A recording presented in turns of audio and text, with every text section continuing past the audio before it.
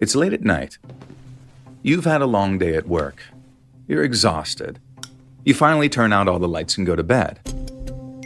But, of course, you get a notification on your phone. You have to check it, right? You're not sleeping yet, so you take a quick look. And that's when you see that it's about that story that you've been following all week. The international manhunt that's basically the next smash hit true crime docuseries in the making in real time. And updates are coming in rapid fire. You sit bolt upright, take a deep breath, and begin scrolling. For the next 2 hours, you devour every delicious detail about the grisly crime, the search for a fugitive, and the mindless commentary that goes along with it. Our collective obsession with true crime stories has, of course, exploded in the last several years, and movies, books, podcasts, social media, daily news stories, they all feed this obsession constantly. It's pretty easy to think that this is a relatively new thing, but of course, it's not. And while it may be difficult to pinpoint a single moment in history when this cultural phenomenon began, there is one story which may be the very reason why you're up late at night doom scrolling. One story about a brutal murder, the heart-pounding pursuit of the killer, and a revolutionary new technology which sparked a cultural obsession that we still can't get enough of. History always has a twist, a single unexpected and often forgotten moment that changes everything that comes after it. In this series, each week, you'll hear a riveting story about a twist that you've probably never heard of. But it's these stories that have shaped the very world we now live in. On today's episode, how murder went viral. This is a twist of history.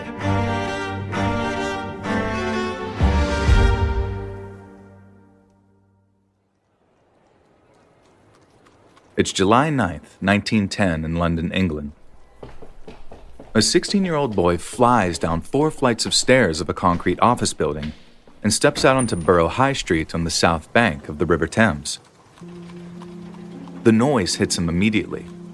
People rushing down the sidewalk, the road filled with a mix of horse-drawn buggies and rattling automobiles. The street is so crowded it overwhelms the boy. He quickly pulls his hat down further to partially cover his face and starts weaving his way through the foot traffic. He darts his eyes back and forth, convinced that someone is going to recognize him. He can feel his heartbeat all the way up in his ears. He keeps rushing and scanning the street, but nobody pays any attention to him, so the boy finally relaxes a little. He slows down to a normal walk and makes his way to the entrance of a nearby London Underground station. A few minutes later, the boy sees his father coming towards him, holding a single small suitcase. The boy greets his father, and they run down the steps together in the Underground, just in time to catch the next train. The boy watches the train doors close and the mass of passengers exiting. He looks around to make sure that he still hasn't been recognized by anyone and follows his father on board. As the train car continues to fill up, the boy and his dad lower their heads, avoiding eye contact with their fellow passengers. And finally, the train starts to roll down the underground tracks, and the boy and his father exhale. Their escape from England has begun.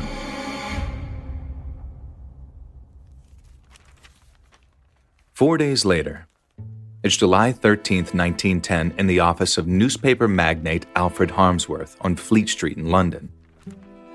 44-year-old Alfred sits at his massive leather-lined desk, looking over the recent editions of the 2 most popular newspapers he owns, runs, and publishes, the Daily Mail and the Daily Mirror. Both papers are huge in London. In fact, they're 2 of the best-selling newspapers in all of England. But Alfred isn't satisfied. He knows he can always sell more. He flips through the pages of the Mirror and shakes his head. The writing's fine and he loves the layout, but there's no hook, no story to keep people's attention day after day. He tosses the paper aside, stands up, and comes face to face with a bust of Napoleon that he displays on a windowsill nearby. The dead French general and emperor serves as a reminder that Alfred is a conqueror. Alfred opens a desk drawer and pulls out boxes of cigarettes. He marches across the plush carpet in his upstairs office, opens the door, and walks to the top of a stairwell. Alfred stops and listens. Any frustration that he might be feeling just disappears, because hearing his writers banging away on their typewriters downstairs is one of his favorite sounds. Alfred descends the steps and walks into one of the newsrooms housed in his building. He opens a cigarette box, tosses the loose cigarettes to his reporters, and shouts, "Explain, simplify, clarify." The reporters shout back, "Thanks, Chief," light up their smokes, and get right back to work. And this has been a near-nightly ritual for years. It gives Alfred a chance to mingle with his staff and remind them that he wants short, crisp, exciting stories. Cigarette smoke starts to fill the room as Alfred heads back upstairs to his office. He sits down at his desk and looks over the pages of the Mail in the Mirror again. Alfred knows what's missing, and so does everybody downstairs, because explain, simplify, clarify isn't the only phrase Alfred is fond of using with his reporters. He's also famous for shouting, "Get me a murder a day." And right now, there's no murder or any gripping crime stories in his papers. Alfred takes a deep breath and tries to relax. He's fully aware that most people would be jealous of him and would find it ridiculous that he puts so much pressure on himself and his reporters. After all, Alfred is really rich, easily the equivalent of a multimillionaire in today's money.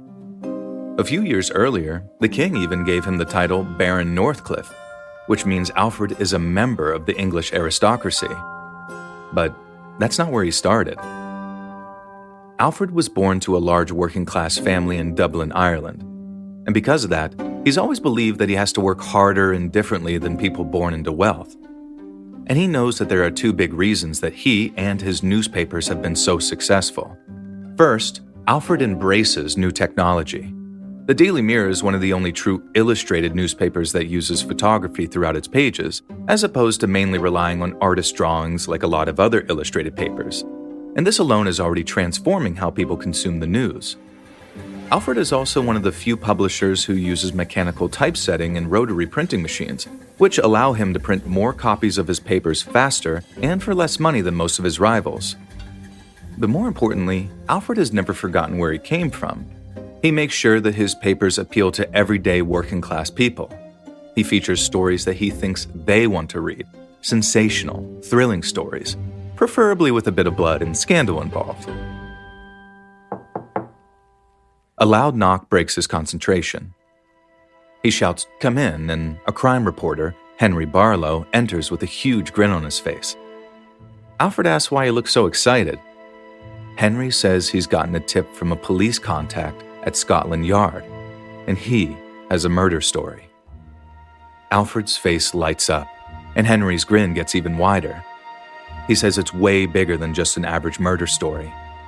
The dismembered, headless body of a dance hall singer has been found in her own cellar, and the cops' two biggest suspects have disappeared. It's later that night in Camden Town, North London. Henry makes his way through a neighborhood lined with run-down stone houses. The flicker from the gas lamps casts strange shadows on the ground, and he can feel himself tensing up. He's not scared, but knowing someone got killed and hacked up nearby has him on edge.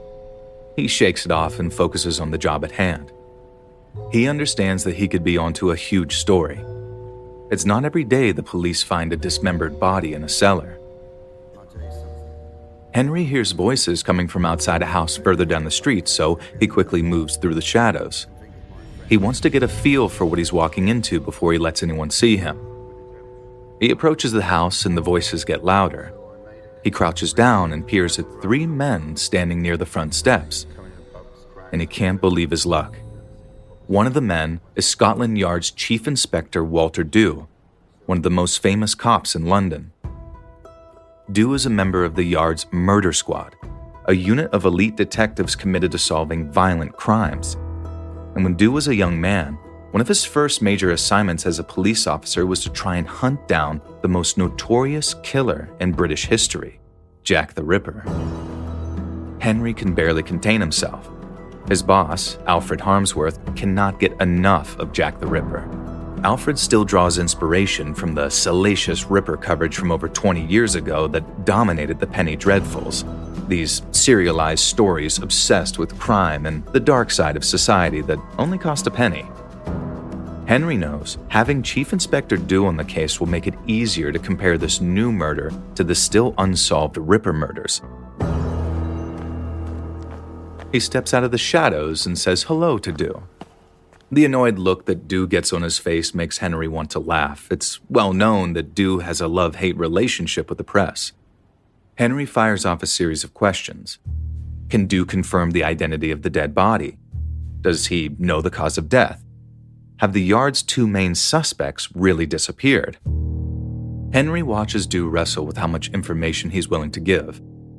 And finally, Dew says that they believe that the body belongs to a dance hall singer named Cora Crippen. They need to wait for a coroner's inquest to determine the cause of death. And yes, their two main suspects seem to have fled. Henry doesn't waste any time. He leaves Dew and the other men and starts knocking on doors and talking to neighbors to get as much information about Mrs. Crippen as he can. In addition to Mrs. Crippen being a singer and entertainer, he learns that she was married to a mild-mannered American, Dr. Hawley Harvey Crippen. And all the neighbors are shocked. They can't believe something so horrible could happen to someone as lovely as Mrs. Crippen. Late that night, a few hours after Henry left the Crippen's house, he stands in Alfred's office along with several other reporters and editors. They all watch Alfred pace back and forth behind his desk. Alfred stops and looks at them. He's sure they all know that this is the kind of story they've been waiting for. He wants tomorrow's papers to grab readers' attention. He wants a photo of the dead woman, a beautiful actress who was killed in cold blood. And he wants photos of the suspects. When people walk down the streets and see the papers for sale, he wants these fugitives staring back at them. But more than that, he wants to entice readers and get them to understand that this is just the beginning. They can keep coming back day after day to watch the story unfold, just like people did when the Ripper was on the loose. And after kicking around a bunch of ideas, the team comes up with what they think is a simple but evocative headline for the next edition of the Daily Mirror. Strange Camden Town Mystery. Police find a woman's body underneath cellar floor. The following morning, July 14th, 1910, that Daily Mirror headline, a short article, and the photos of Cora Crippen and the murder suspects hit newsstands. The Daily Mail also runs a more detailed story. This news ignites the imagination of readers across London. And by the end of the day, all anyone wants to know is, where in the world are Cora Crippen's killers?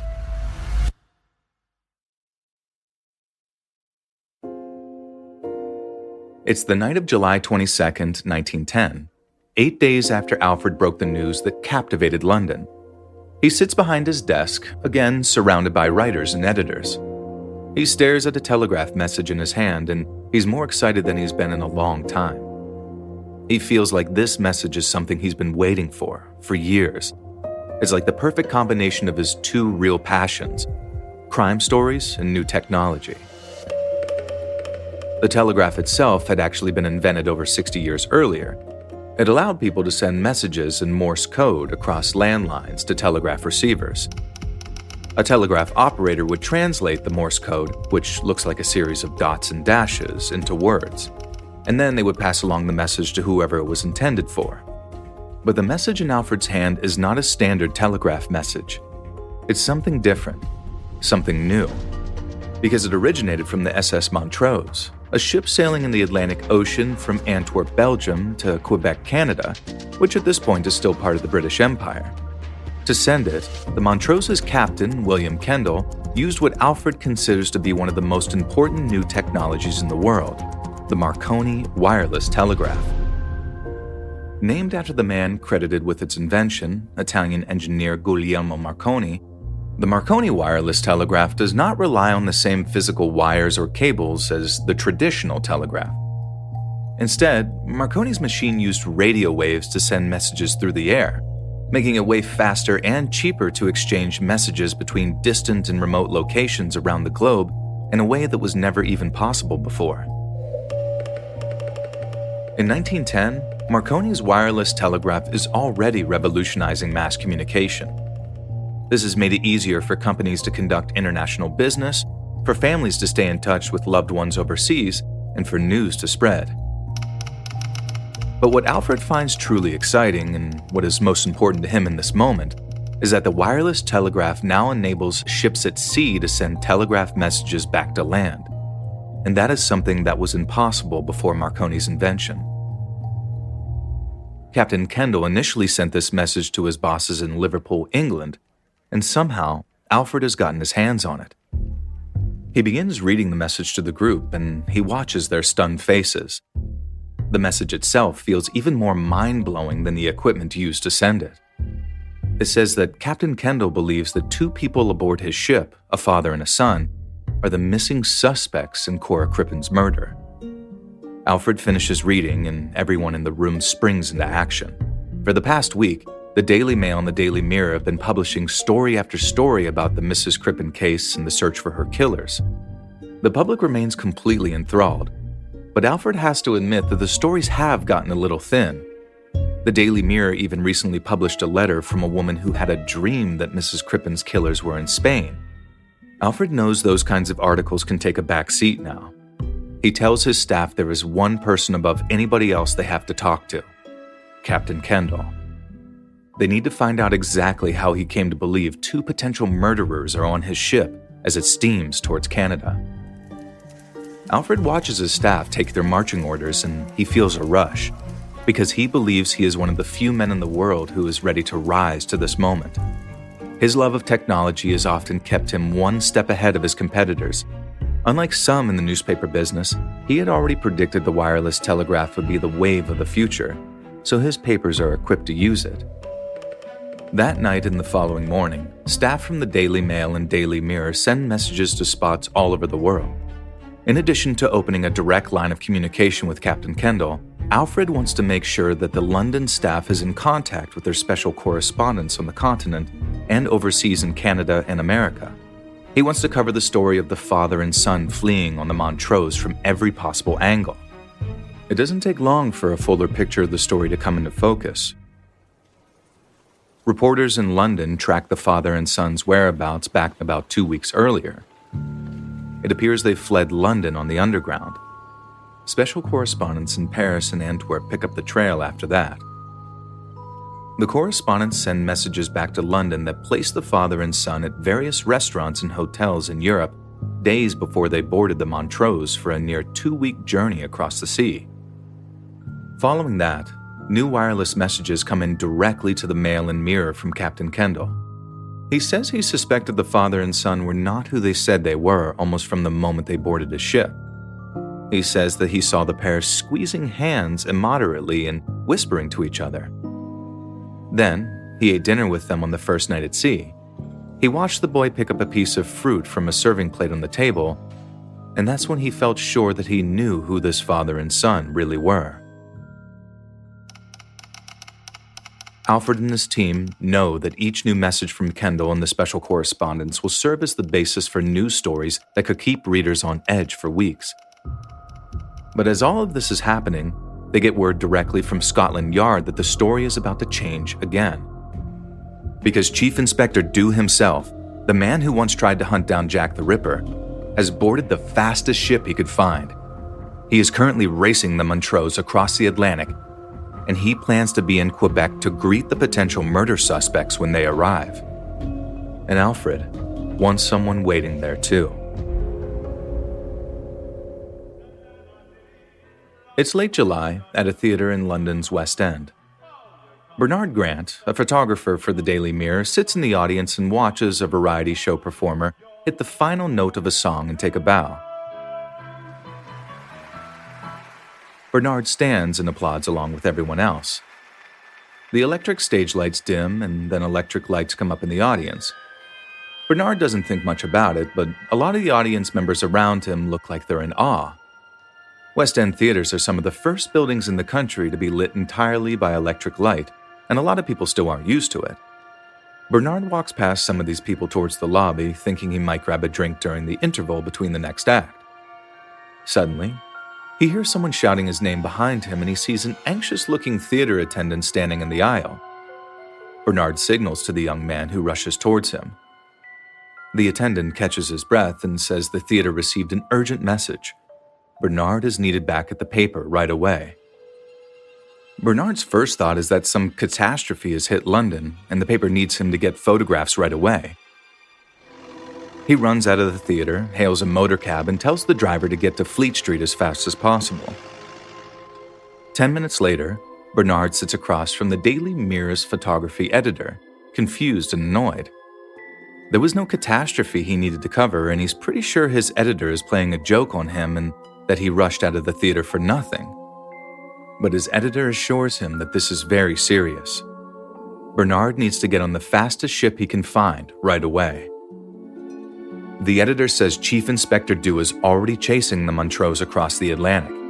The paper needs Bernard to get to Canada, beat everyone to the punch, and take the first photos of the potential murder suspects that Dew is tracking down. If there was a faster way to catch up to them, Bernard can be sure that the paper would have him do that.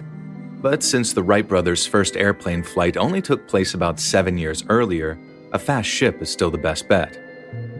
Bernard gathers his equipment, rushes home to pack a suitcase, and heads for the docks. And within hours, he's aboard a ship sailing across the ocean. He believes if everything goes just right, he could be the one to provide the perfect ending to the Cora Crippen murder story.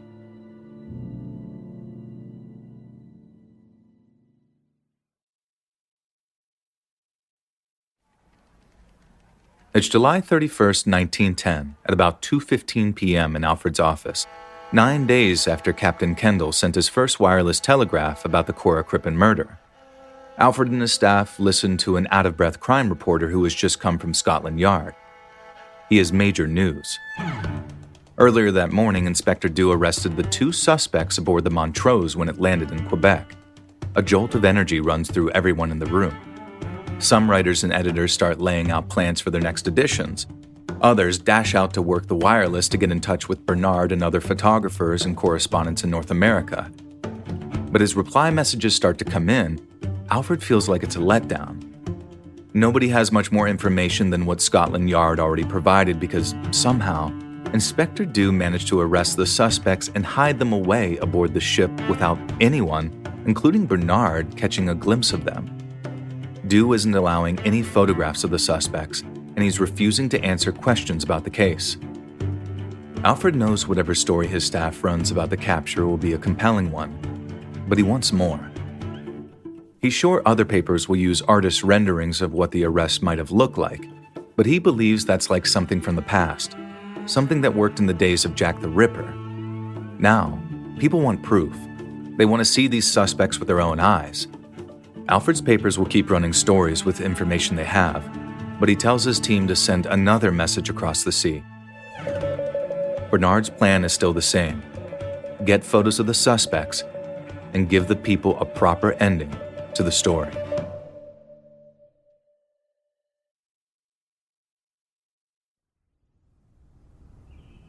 It's August of 1910, several weeks after the Mrs. Crippen saga began. At 4 a.m., Bernard shakes himself awake in his room at the Chateau Frontenac Hotel in Quebec, Canada. He grabs his camera equipment and tries to get dressed. He's barely slept, but that doesn't matter right now. Bernard has just gotten word from a correspondent that Chief Inspector Walter Dew is in the process of transferring the murder suspects from a Quebec jail to a ship called the Magantique that will set sail for England. In order to achieve this, Dew will journey up the St. Lawrence River on a tugboat and connect to the Magantique via gangplank. And since the arrest, there still hasn't been a single photo taken of the suspects, and Dew has refused to talk to reporters. Bernard has it on good authority that Dew is particularly fed up with the press from America and Canada. Bernard rushes out of his room, carrying his equipment and trying to button his shirt. He knows Dew has a head start, and a part of him believes all of this is futile. Dew has already outrun him once and has outsmarted the press since arriving in Quebec. But Bernard hears a phrase in his head that his editors and his bosses at the Daily Mirror love repeating. It is better to do wrong than to do nothing. Bernard picks up his pace, sprints out of the hotel, and heads down a dark street towards the nearby dock. A tugboat captain who looks like he's already been awake for hours greets him and asks if everything is okay. Bernard quickly tells him the situation. There's another tugboat on the water that he needs to beat to a steamship waiting at a port down the river. The captain tells Bernard to come aboard and not to worry. His is the fastest tugboat in Quebec. Bernard clutches his equipment and hops on board. Minutes later, he listens to the captain shouting at the crew to push the craft to its limits. The journey takes hours, and all Bernard can do is wait as he watches the sunrise. Finally, Bernard sees the steamship Megantic looming ahead, and he also sees the other tugboat stopped alongside it with a gangplank between them. Bernard fears he's already too late, but then he sees a man step off the tugboat and walk onto the gangplank. It's Chief Inspector Dew. Without thinking, Bernard leaps up onto the roof of the tugboat's wheelhouse and points his camera right at the gangplank. He sees Dew glance down at him. The two men have crossed paths in London, so Bernard knows that Dew recognizes him, and he's sure the Chief Inspector will concoct some new plan to hide the suspects from the camera. Instead, Dew gives Bernard a nod and walks on to the waiting steamship. Bernard doesn't know it, but Dew is so annoyed with the American and Canadian press that he is willing to let his guard down for a moment and allow a fellow Englishman to take photos of the suspects. Within minutes, Bernard sees police escorting the two suspects across the gangplank. He snags a photo of each. But it's not a father and son, it's a man and a woman. And for a second, Bernard isn't sure who he just took pictures of. But then it all clicks, and he realizes he is the visual proof that everyone is waiting for. The murder suspects, the father and son who fled on the Montrose, are really Cora Crippen's husband, Dr. Hawley Harvey Crippen, and his mistress, Ethel Leneve. Ethel had taken on the disguise of a teenage boy right before she ran down Borough High Street, and she and Crippen made their escape from England. After taking the first photographs of Dr. Crippen and Ethel since Cora Crippen's murder, Bernard travels to Liverpool, England on the Megantic alongside Chief Inspector Dew. And over a week later when they arrive, Bernard knows that he'll have to scramble to get his photos prepped for publication. But before he can do that, he watches Dew lead Crippen and Ethel off the ship, and he sees a massive crowd of onlookers desperate to just get a glimpse of the potential murderers. And in that moment, even though all of this has been going on for weeks, it finally hit Bernard and Chief Inspector Dew that while they were rushing across the Atlantic Ocean, the entire world was watching. Dew's pursuit of Crippen would come to be known as the first modern manhunt and the first major murder case of the 20th century. While sensational coverage of crimes has been around a long time and it caught fire during the Jack the Ripper murders, this was the first time a global audience was able to follow a murder investigation step by step and as close to real time as possible. As wireless messages came in from Captain Kendall aboard the Montrose, from Dew in pursuit and from special correspondents around the world, papers like the Daily Mail and Daily Mirror had been publishing regular updates. Readers from all over were able to chart Dew's path across the ocean with bated breath, as he gained 3.5 miles per hour on the Montrose for over a week until he overtook it before landing in Quebec. Readers also learned the intimate details of the personal investigation Captain Kendall had conducted aboard the Montrose, and how when he ate dinner with the father and son aboard his ship, he started to see through their disguise because the son used table manners that were only common to women at the time, like delicately picking up fruit with the tips of her 2 fingers instead of simply grabbing it. The public's obsession with the manhunt led papers to sell millions of copies across the globe. This event would alter the way murder investigations were presented in the press forever, and the use of the wireless telegraph would change how police conducted these investigations. Dr. Crippen was eventually found guilty of murder and hanged. Ethel was acquitted of all charges. But it wasn't even Crippen's end or even the brutality of the murder he was accused of committing that would cause this case to have such a massive effect on the culture at large. It was the fact that it took place at a moment in history when all of these seemingly disparate elements converged to create something new. The invention of the Marconi wireless telegraph and its use on ships at sea. Publishing giants like Alfred Harmsworth embracing new technology and filling their papers with short, crisp stories about crime that appealed to people of all classes, and the public's growing need to see photographic proof of what they were being told. All of this would set the stage for the rise of the modern tabloid, and would help fuel the public's growing desire for real stories about cops chasing killers, a desire that persists to this day and often causes a lot of us to stay up way too late scrolling and digesting every sensational detail about the latest true crime story that everybody will be talking about.